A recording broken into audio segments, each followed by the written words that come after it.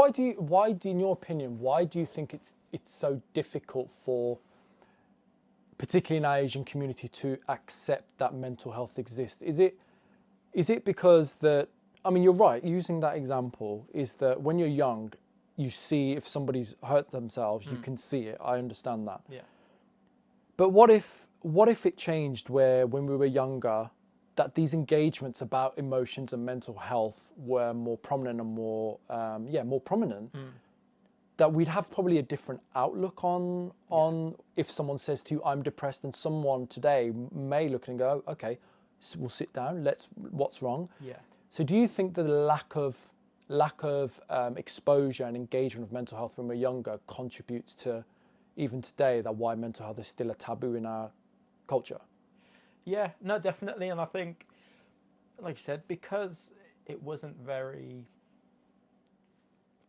explored. Yeah. And obviously now because it's such a big topic now, even in school, like obviously, like I said, my son, he goes to nursery and they start talking about feelings. And even now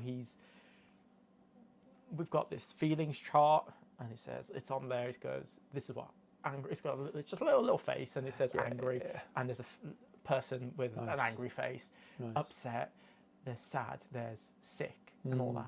And we're starting to go through these, and he's kind of going through, and we do impressions and stuff, and he says, oh, I'm feeling sad. I'm like, why are you feeling sad? He goes, because I've hurt myself, and all that kind of stuff. Yeah.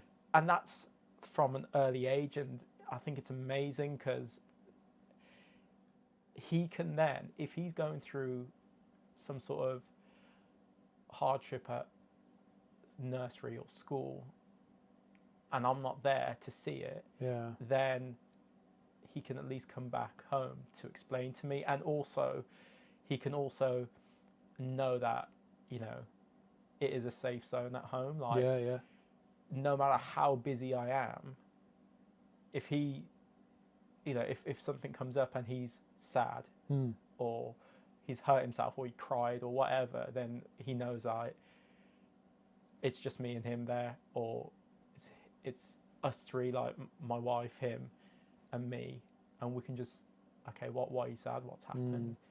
And then he can explain it. Sometimes, obviously, he's joking, which we don't know, but he's like, I'm sad because, I hurt my toe or something, and just kind of like, is your toe all right? It's like, yeah.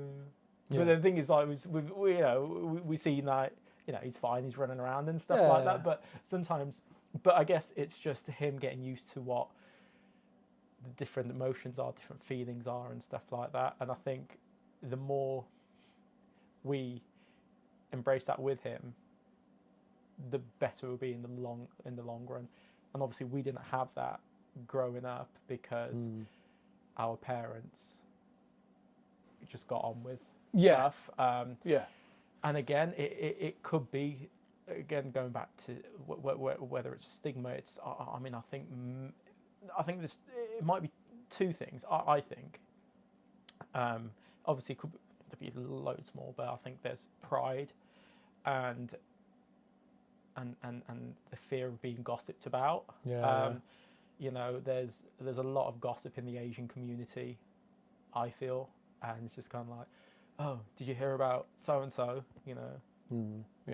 He's feeling upset, or he's not come out of his room for however many days, something. So and I feel people feel that they don't want to be gossiped about, which is fair enough. But then it's the culture. People gossip in our culture, and you don't want to be on the wrong side of that gossip. So you put on your mask and you carry on because you don't have a choice. And again, like I said, it's pride and just pride that everything's fine, nothing's wrong. Yeah, and I think what you've expressed there is the fact that your son, at a young age, is able to come home and express how he's feeling and his emotions.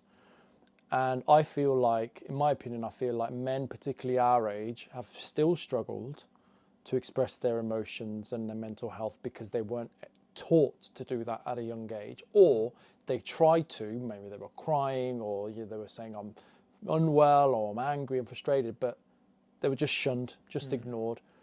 And I think what contributes to that is the fact that that teaches that individual that they can't express their emotions.